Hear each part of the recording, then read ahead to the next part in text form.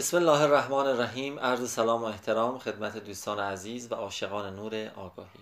این جلسه فایل تکمیلی جلسه 31 هست و ما میخوایم در این جلسه در مورد یک مسئله بسیار مهم و حیاتی تحت عنوان رنج لطیف کننده صحبت کنیم. تمامی سلوک ها، تمامی ادیان و تمامی عرفان ها هدفشون فقط یک چیز هست و اون همسنخ شدن ما با حقیقت وجودمون که اون وجود لطیف و بی‌نهایت هست. و به طور کلی این آفرینش، این ظهور، این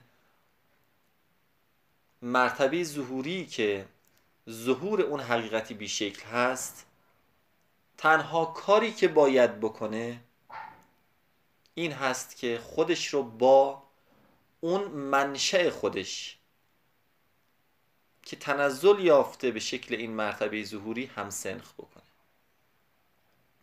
و کل هستی از لطافت به ضخامت تنزل یافته. خوب دقت کنید دوستان، این مسئله آنقدر مهم هست که یک مرز بسیار باریکه بین فهمیدن و نفهمیدن حقیقت هستی.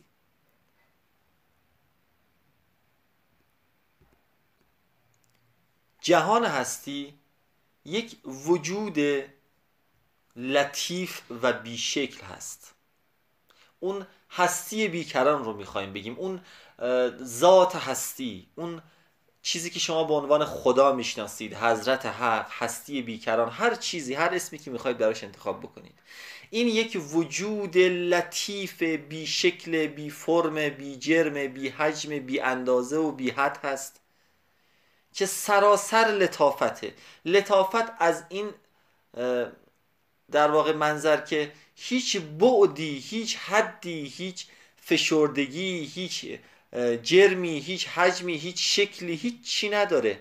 یک وجود بی شکل و لطیف هست و این لطافت تنزل یافته و به ضخامت تبدیل شده به جهان ماده طی سلسله مراتبی که البته برای ذهن ما این سلسله مراتب وجود داره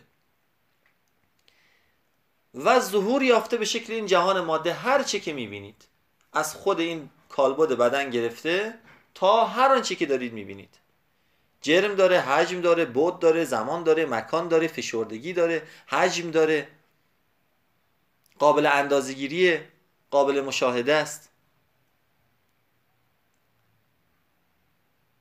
و اگر ما بخوایم به اون منشأ برگردیم، باید چجوری بشیم؟ باید لطیف بشیم. زمانی دو چیز هم سنخ هم میشن و میتونن با هم یکی بشن که از یک جنس باشن. شما روغن رو روی آب بریزی، روی آب وای میسته، نمیتونه با هم یکی بشن، نمیتونن. ولی اگر آب رو داخل دریا بریزی یا آب روی لیوان آب رو توی پارچ بریزی، همش میشه یک. آب میشه آب، تمام، دیگه دوتا نداریم.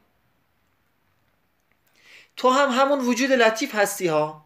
فکر نکنی تو یه چیزی هستی اون یه چیزی باید باش همسنخ بشی، نه، تو همون وجود لطیف هستی که اینجا کدهای آگاهی، چجوری بگم، یک تاریکی های ضخیمی روی تو نشسته، کدهای آگاهی تاریکی روی تو نشسته و تو ضخیم شدی. اینجا آگاهی تو دچار هیپنوتیزم شده. تو میخوای دوباره به اصل خودت برگردی، به اون لطافت، به اون بیشکلی، به اون بیفرمی، چون تو واقعا همون هستی. فقط هوشیاری تو گیر کرده توی جهان ابعاد، گیر کرده در این کالبد، تبدیل به ایگو شدی، تبدیل به نفس شدی. و برای اینکه ما بخوایم صعود کنیم باید همسنخ بشیم با ذات خودمون که اون لطافت هست. و تمام سلوک ها میخوان ما رو لطیف کنن، تمام ادیان میخوان ما رو هر چی که اومده که انسان رو هدایت کنه، از ادیان و از عرفان ها و از فلسفه ها و از مکاتب معنوی، هر چی که هست، پیامبر اومده، عارف اومده، اصلا انسان درستی اومده، همه چیز میخواسته تو رو لطیف کنه. تو رو به لطافت ذاتی خودت برگردونه. ماها زخیم شدیم، ایگو زخیمه، ایگو سفته، صلب، سخته، دروغ صلب و سخته، خشم، ناآرامی، استرس، هم هویت شدگی، وابستگی، تعلقات.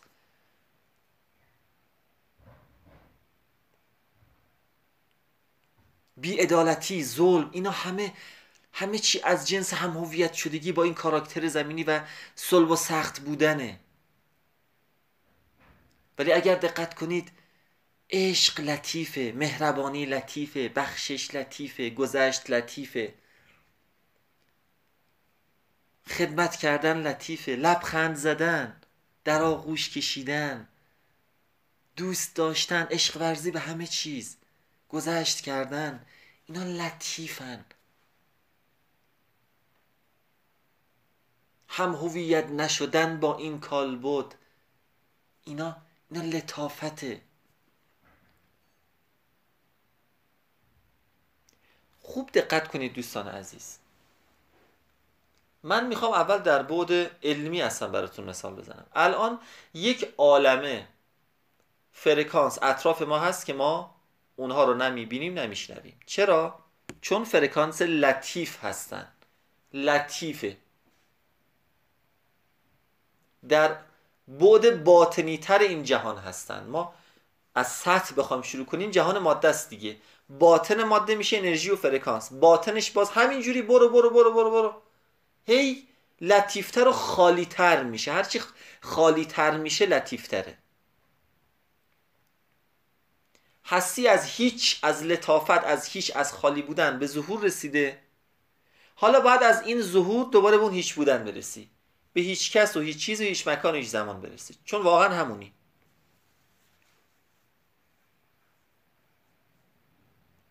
ما الان این همه فرکانس اطرافمون هست، فرکانس های رادیویی، تلویزیون، ماهواره، بیسیم ها، نمیبینیم نمیشنویم. اینا لطیف هستن، شکل ندارن، فرم ندارن، اینا لطیفن.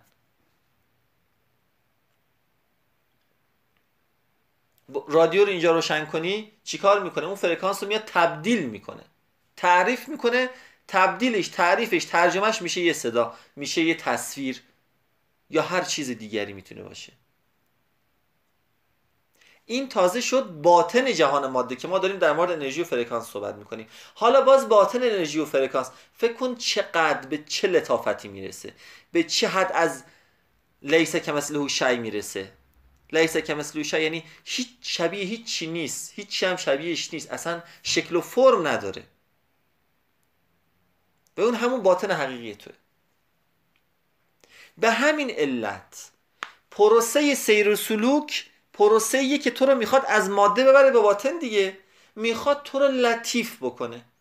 هر سلوکی که اومده، هر قانونی که اومده، هر کاری که گفته شده باید بکنی، این کار رو نکنی، فقط میخواد تو رو لطیف کنه تا تو اون اتفاق شگفت انگیز برات بیفته، اون باطن رو تجربه بکنی که هستی همون. هوشیاری تو بیاد روی اون، آگاهی تو بره روی اون، سویچ بشی روی اون مرتبه باطنیت. و تمام پستی بلندی های زندگی، تمام چالش ها، همه چیز فقط میاد که ما رو لطیف بکنه، فقط میخواد ما رو به اون لطافت برسونه تا تو آمادگی صعود پیدا بکنی. چرا ما در عرفان یک مبحثی داریم که میگن آقا خانم ها اگر بخوان به صورت عمیق و جدی وارد این مسیر بشن، خیلی سریعتر و با سرعت بالاتر اون اتفاق براشون میفته، اون اتصال، اون وصل یا هر چیزی که ما داریم اصطلاح ذهنی بهش میدیم. چرا؟ چون خانم ها ذاتاً لطیفتر از آقایون هستن. البته این نسبیه ها، یعنی اینجوری نیست که مثلا خانم هایی هستن بالاخره اونا خیلی سرشار از ایگو و غرور، خیلی سختن، خیلی صلب و سختن. برعکس آقایونی داریم خیلی لطیف هستن، برعکسش هم داریم. ولی به طور کلی خانم ها لطیفتر هستن. به همین علت اگر یک خانومی وارد این مسیر بشه و جدی بشه، خیلی با سرعت بالاتر این مسئله براش اتفاق میفته. ما در تاریخ عارفه‌ای داریم که نامش رابعه ادویه هست. دوستان آنچنان وصلی داشته این رابعه ادویه که 100 تا مولانا و شمس و عرفای دیگه به گرد پای این انسان نمیرسیدن.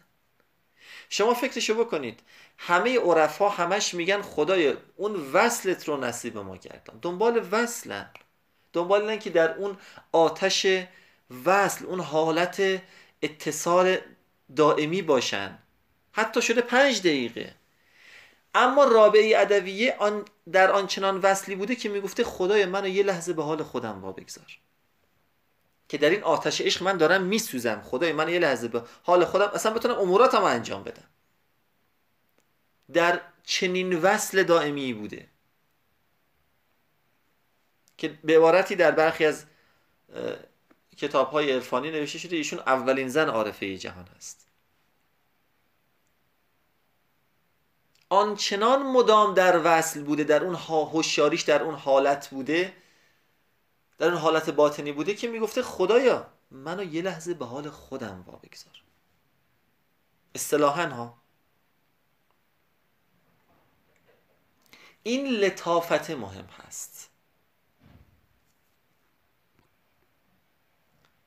مولانا قبل از اینکه این مولانایی که الان میبینید مطرح چنین مولانایی بشه، خب انسان بسیار درستی بود اما لطیف نبود. مولانا لطیف نبود دوستان. جلال الدین رومی لطیف نبود. انسان درستی بود، انسان خیلی منشأ اکثر صفات نیک بود، خیلی انسان درستی بود، لطافت نداشت، یکم جدی بود، قبح داشت، تشخص داشت. فلان جا میرم فلان لباس رو باید بپوشم. یک اصلا به این راحتی ها نمیخندید، آدم جدی بود، آدم رسمی بود. صدای خندش رو کسی نمیشنید، ندیده بود، مگر این که میومد تو خونه با دخترها میخواست با بچه ها بازی کنه میخندید. یکم قبح داشت، یکم تشخص داشت، سفت بود. از طرفی وصل خدا رو میخواست. خب نمیشد، این دوتا هم سنخ هم نیستن، نمیشه. روغن رو داره میریزی رو آب، نمیشه، فایده ای نداره. گوهر معشوق و همسر مولانا خیلی خیلی دختر لطیفی بود، خیلی احساساتی بود. گوهر خیلی عاشق مولانا بود، مولانا هم عاشق گوهر بود ها، اما شدت عشق گوهر خیلی زیاد بود نسبت به مولانا. یعنی یک عشق بسیار شدیدی نسبت به مولانا داشت. قربون صدقش میرفت، نازش میکرد، خداوندگار من، پروردگار من بهش میگفت. اینقدر مولانا رو دوست داشت، قصه میگفت براش، شعر میخوند، خیلی این احساساتشو بروز میداد. مولانا دوست داشت گوهر رو اما زیاد بروز نمیداد. یعنی یک تشخصی داشت که این اجازه نمیداد این زیاد بروز بده احساساتش و عشقش رو. اما گوهر نه. تا حدی که یه شب مولانا مریض بوده، در بالین بوده، بالاخره حالش خوب نبوده.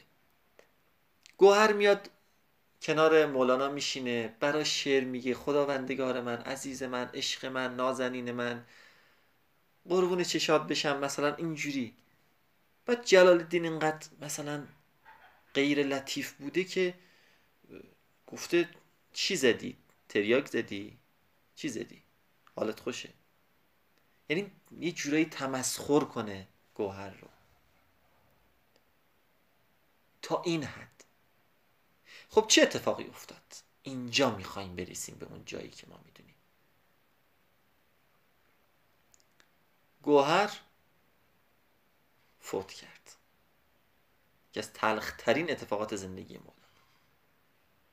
گوهر از یه جایی رفت آب خورد، آب خزینه بود، یه جایی آب خزینه یا آب چشمه، میخوره و مسموم میشه، میفته به بالین بیماری، در بستر بیماری، و مسموم میشه و حالش خراب میشه و در نهایت فوت میکنه.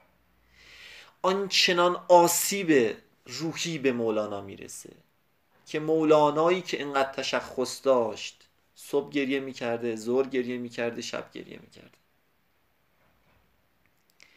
خیلی ها فکر میکنن مولانا از زمانی که با شمس آشنا شد شاعر شد. نه، از زمانی که گوهر رو از دست داد شاعر شد.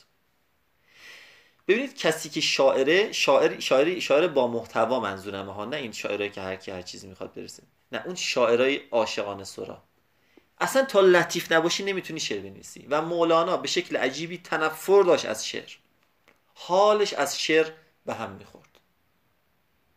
مولانا به مرحله رسید چنان دلش شکست بعد از رفتن گوهر، اون تشخصش شکست، اون قبحش جلوی چش خودش فرو ریخت. مولانا در مقابل مولانا فرو ریخت. دیگه از وقتی گوهر رو از دست داد دیگه زیاد مهم نبود که تشخصی داشته باشه، فلان لباس رو حتما باید بپوشه. یعنی اون حالتی داشت که بروز نمیداد، تمام احساساتش اومد بیرون اونجا. آنچنان که راه میرفت و شعر میگفت، میومد سر قبر در واقع گوهر مینشست و گریه میکرد و شعر میخوند. و مولانا آنچنان لطیف شد، آنچنان لطیف شد که آمادگی پیدا کرد برای اومدن شمس تبریزی. این وجود میخواد شما لطیف بشید و گاه رنج هایی میان که ما رو لطیف بکنن. همیشه اینطوری نیست ها. اگر تو لطیف باشی نیاز نیست رنجی بیاد که تو رو لطیف بکنه. و مولانا هنوزم به لطیف شده بود ها، هنوز یه ذره، یه کوچولو سختی توش بود که دفعه اولی که شمس تبریزی اینو گذاشت رفت دیگه همون کوچولو هم ریخت. اصلا دیگه مولانا براش مهم نبود بیرون دیگه میخوان مسخرش کنن، چه گریه میکرد، لباسش براش مهم نبود، تشخص نداشت، احساساتشو بروز میداد، شعر میگفت، یه آدم احساساتی لطیف شده بود. و اونجا بود که اون وصل براش اتفاق افتاد.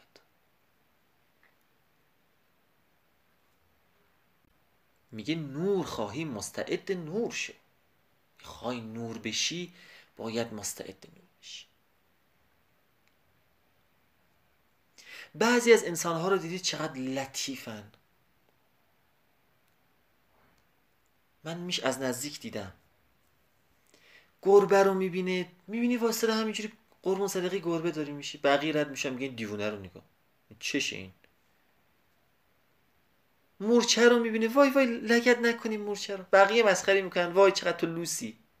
پرنده ها رو میبینه نازشون میکنه، غذا برای حیوانات میریزه، دلش نمیاد دل کسی رو بشکنه، همش دوست داره به یکی خدمت کنه، دوست داره یکی رو خوشحال کنه. یه کیف که مثلا روی شونشه، توی کیفش همیشه شکلاتی، یه هدیه‌ای داره که بچه‌ای میبینه اگه دوست یه چیزی بهش بده اگه دوستش. تولد آدما رو مثلا یادش، زنگ میزنه بهشون تبریک میگه. لطیفه، مهربونه، زود میبخشه، زود گذشت میکنه، پر از صفات لطیفه. چنین آدمهایی شاید اون ره 100 ساله‌ای که من و تو باید 1000 تا کتاب بخونیم که برسیم، اون یه شبه رفته. و چنین آدمایی وقتی وارد این مسیر میشن خیلی جلوترن از بقیه. تا وقتی که من و شما بخوایم قبها و غرور رو بشکنیم و بالاخره اون ایگو رو از بین ببریم، به اون لطافت برسیم، اون رفته راهو. و هستی گاهی اوقات رنجهایی به تو اعمال میکنه که تو لطیف بشی، اون غروره بشکنه، اون تشخص، اون خشکی، اون بشکنه. و همینجوری از راه برسه این کار رو نمیکنه. هستی ها به تو فرصت میده، مثل یک آینه تو رو در مقابل خودت قرار میده تا تو خودتو بشناسی، ببینی که چقدر قب داری پیش خودت، ببینی که چقدر تشخص داری، ببینی که چقدر خشکی، چقدر صلبی، چقدر سختی. بعد در نهایت که ببینه هیچ فایده ای نداره، رنجی به تو اعمال میکنه که تو لطیف بشی. این رنج عین عشق، عذاب نیست ها. پس قبل از این که این رنج رو هستی به تو وارد بکنه، خودت لطیف شو. لطیف شو. هدف همینه که ما لطیف بشیم. و این رنج لطیف کننده برای این میاد که تو رو همسنخ کنه به اون ذاتت. در این مسیری که تو شروع کردی، نمیدونم چند جلسه گذشته تا به اینجا رسیدی، در این مسیری که شروع کردی فقط یه چیز نیازه بچه ها. سخت نگیرید، کار خاصی نیاز نیست بکنید، کافیه لطیف باشی، تسلیم باشی، هم هویت شدگی نداشته باشی، وابستگی و تعلق نداشته باشی، لطیف باشی، به جای خشم مهربانی، به جای کینه گذشت، به جای دروغ صداقت، به جای ظلم عدالت. عاشق باشی، مهربون باشی. عشقی که تو رو نجات میده. مولانا سالها تلاش کرد، 100 تا 1000 تا کتاب خوند، زیر نظر بزرگترین اساتید آموزش دید، نتونست تجربه بکنه هیچی رو. هیچ وصلی اتفاق نیفتاد براش. شما فکر کردید مولانا یه آدم بی سواد بود؟ بعضی‌ها فکر میکنن مولانا مثلا یک فرد مذهبی بوده که یه شمسی اومد. نه، اینجوری نیست، اصلا اینطور نیست. وقتی مولانا میگه سالها پرسیدم از خود کیستم، یعنی سالها دنبالش بوده. روزه میگرفت، چهله برمیداشت، فایده ای نداشت. یه چیزایی بهش معلوم میشد، اون اتفاق نمیافتاد. شمس اومد گفت عزیز من، دستشو گذاشت رو قلبش، گفت ببین اینجا عاشق نیستی، لطیف نیستی. با 300 کیلو سنگ میخوای بری به ملاقات دریای لطیف. تو باید از جنس دریا بشی، از جنس اون لطافت بشی. او لطیف، تو هم باید لطیف بشی. اینایی که دیدید میگه من برم بگم ببخشید بزنم به شوهرم، من برم بگم ببخشید، عمرن غلط کرده، اشتباه از اون بوده، من برم بگم ببخشید. من خمشم دست مثلا پدرم ببوسم، استادم ببوسم، همسرم.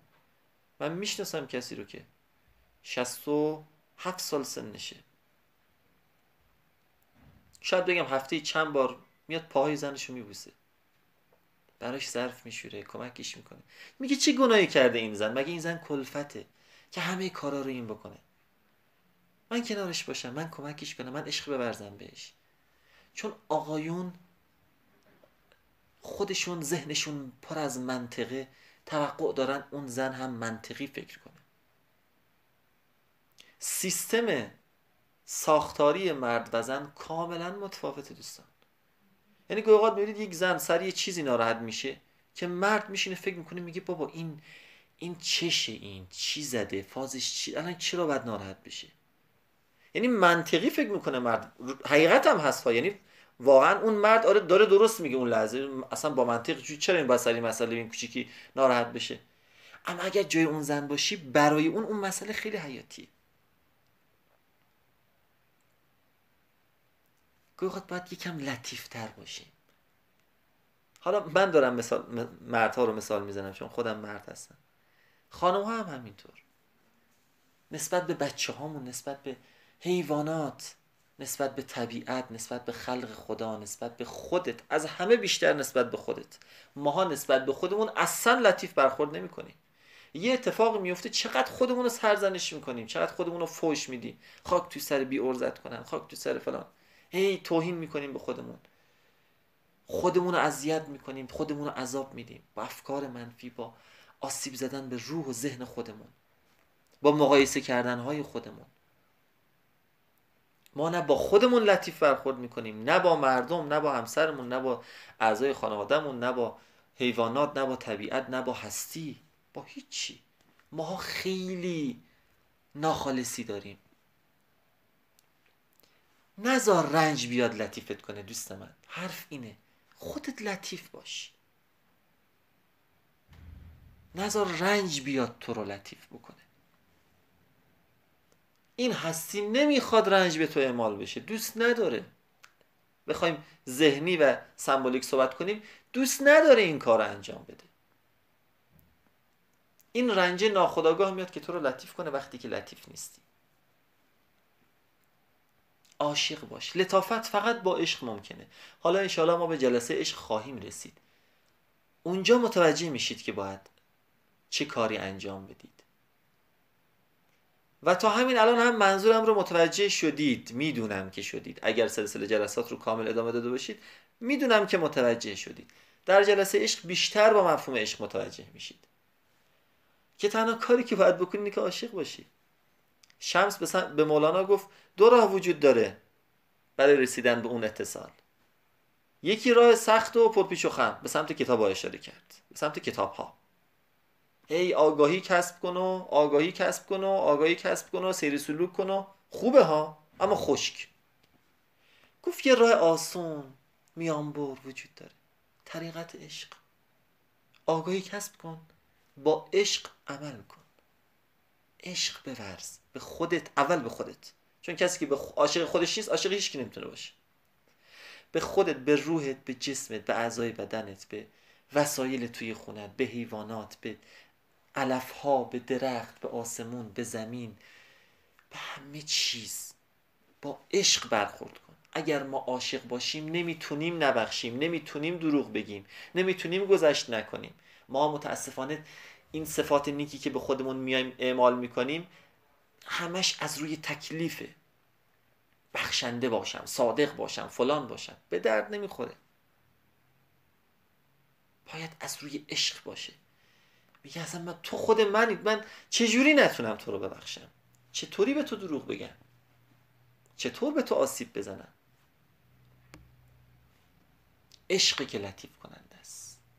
از این رو اون وجود عشق محضه،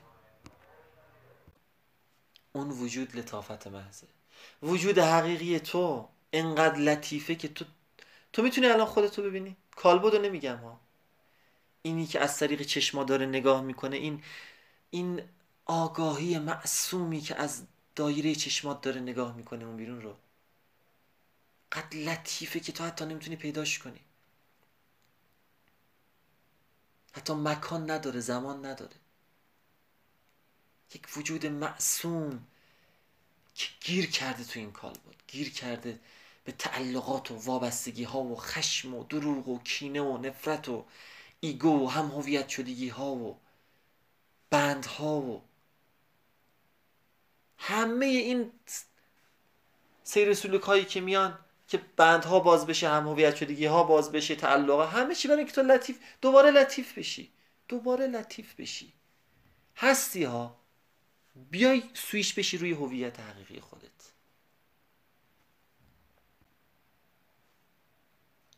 پس هدف هستی اون لطافت هست و تجربه اون لطافت. چون ما در جلسات اولیه گفتیم هر چیزی با ضد خودش به شناخت و تجربه در میاد. اون هستی در ذات خودش که عین لطافت بود، اما این لطافت برای عین لطافت قابل تجربه نیست. عین لطافت نمیتونه لطافت رو تجربه کنه چون عینشه. ظهور پیدا کرد به ضخامت که از پل ضخامت برگردی به سمت لطافت، چون ضخامت ضد لطافت به تجربه در میاد. لطافت حقیقی رو برای اول خودم و بعد برای همه شما عزیزان از خداوند متعال آرزو مندم. موفق باشید.